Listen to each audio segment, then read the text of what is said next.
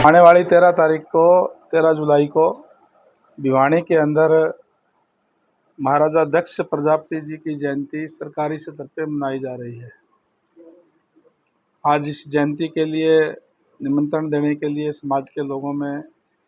यहाँ कुरुक्षेत्र कुमार धर्मशाला में पहुँचा हूँ। जब से भारतीय जनता पार्टी की सरकार बनी है तभी से सभी महापुरुषों का, संत महात्माओं का जन्मदिन, चाहे वो किसी भी जाति के हों, सरकारी सतह पे मनाया जा रहा है।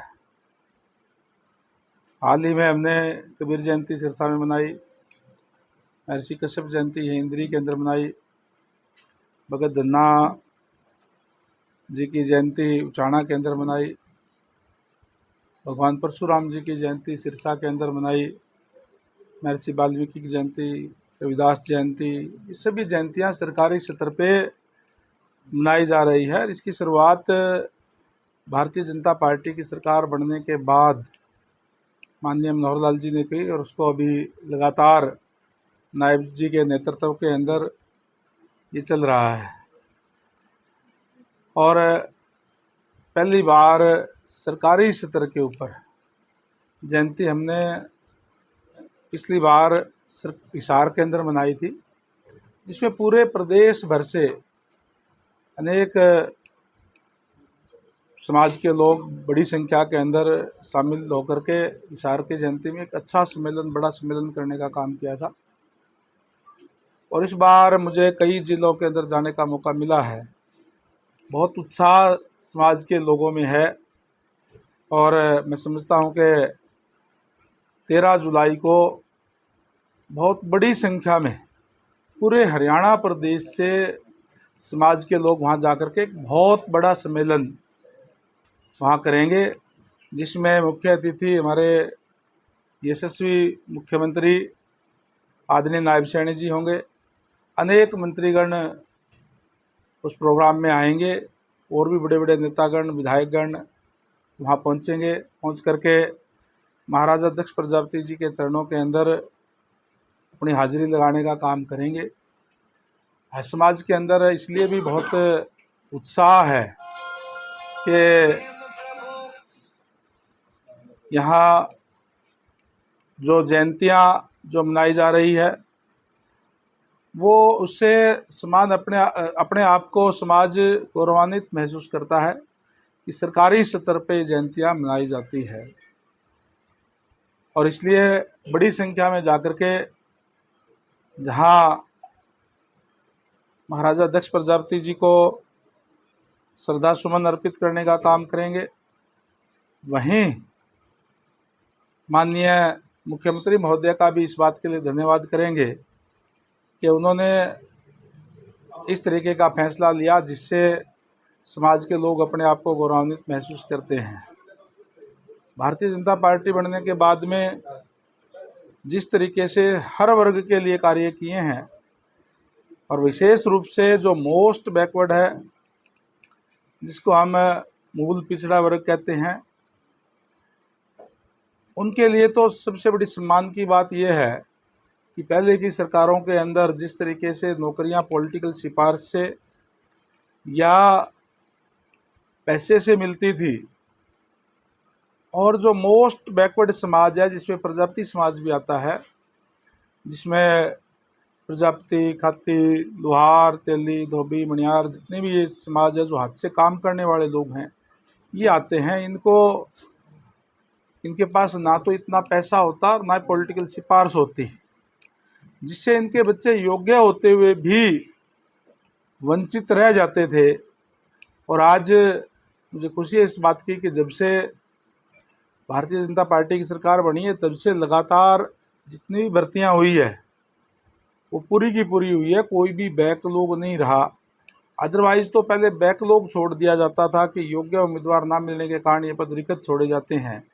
इस तरीके के हालात थे। इसी तरीके से हमारी सरकार ने जो वायदा किया था कि हम डिप्राइव्ड शेड्यूल कास्ट है उसको अलग से आरक्षण देने का काम करेंगे, क्योंकि बाबा साहेब डॉक्टर भीमराव अम्बेडकर जी ने जो आरक्षण की व्यवस्था करने का काम किया वो इसीलिए किया कि वंचित वर्ग को भी आगे आने का मौका मिल सके, उनको का लाभ मिल सके। मैं धन्यवाद और बधाई देना चाहूँगा हमारे माननीय मुख्यमंत्री महोदय को। सरकार बनते ही पहली कैबिनेट की मीटिंग के अंदर इस बात का फैसला किया कि डिप्राइव्ड शेड्यूल कास्ट को 10% से अलग से आरक्षण हरियाणा प्रदेश के अंदर मिलेगा, जिसका लाभ आज उस वंचित वर्ग को मिल रहा है जो कभी आगे नहीं आ सका था। इसी तरीके से चाहे पंचायतों के अंदर आरक्षण देने की बात हो, आज हर ब्लॉक के अंदर सरपंच बनते हैं, हर ब्लॉक के अंदर ब्लॉक समिति के मेंबर बनते हैं, हर जिले के अंदर जिला पार्षद BCA BCB के अलग से बनते हैं, उनको अलग से आरक्षण की व्यवस्था दी गई है। इस तरीके के अनेक कार्य हुए जिससे आज जो गरीब जो लोग हैं उनको भी इस बात का लाभ मिल रहा है। मैं इसके लिए भी माननीय CM साहब का धन्यवाद करता हूं और समझता हूं कि जहां हमने पिछली बार जयंती मनाई थी, कुरुक्षेत्र से भी बड़ी संख्या के अंदर हिसार गए थे। इस बार भी यहाँ कुरुक्षेत्र से जो साथियों का जोश देख करके मैं कह सकता हूँ कि बड़ी संख्या में भिवानी पहुँच करके और उस सम्मेलन को एक बड़ा सम्मेलन बनाने का काम करेंगे। वहीं माननीय मुख्यमंत्री महोदय का भी इस बात के लिए धन्यवाद करेंगे। आपकी समाज की जो रैली हो रही है या सभा 13 तारीख को, कोई डिमांड रहेगी समाज के नाते? भारतीय जनता पार्टी की सरकार है और जैसे मैंने पहले कहा, जो डिमांड्स है उसको अगर किसी ने पूरा करने का काम किया है तो इसी सरकार में हुआ है। अब भी जो डिमांड्स हम जो समाज के लोग हैं उनके साथ बैठ कर के चर्चा करेंगे और जो भी होगी निश्चित तौर पर माननीय हमारे मुख्यमंत्री नायब सैनी जी बहुत उदार दिल के हैं और बड़े खुश मिजाज है और खुशी खुशी से उसको जो पूरा करने का काम करते हैं। निश्चित रूप से जो डिमांड समाज की तरफ से होगी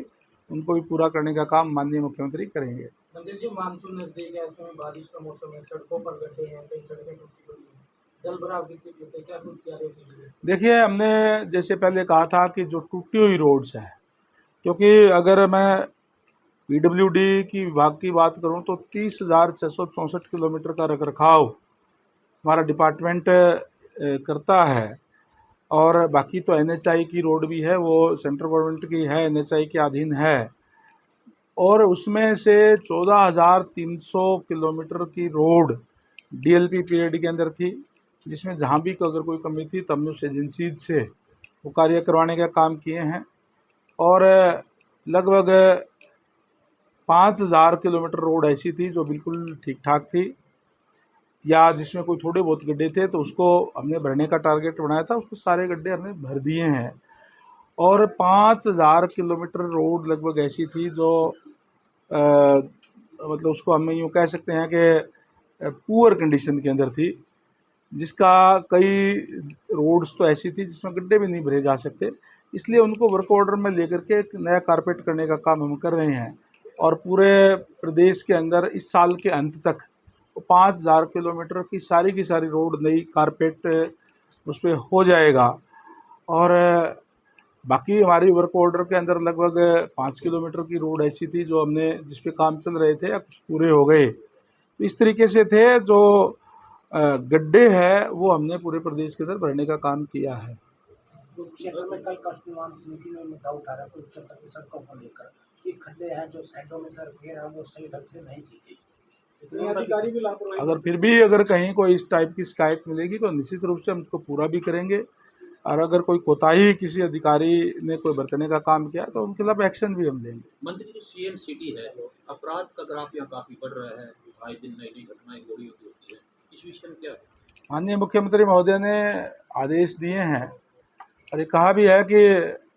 हरियाणा के अंदर अपराधियों के लिए कोई जगह नहीं होगी, या तो वो बदमाशी छोड़ देंगे, अपराधीपना छोड़ देंगे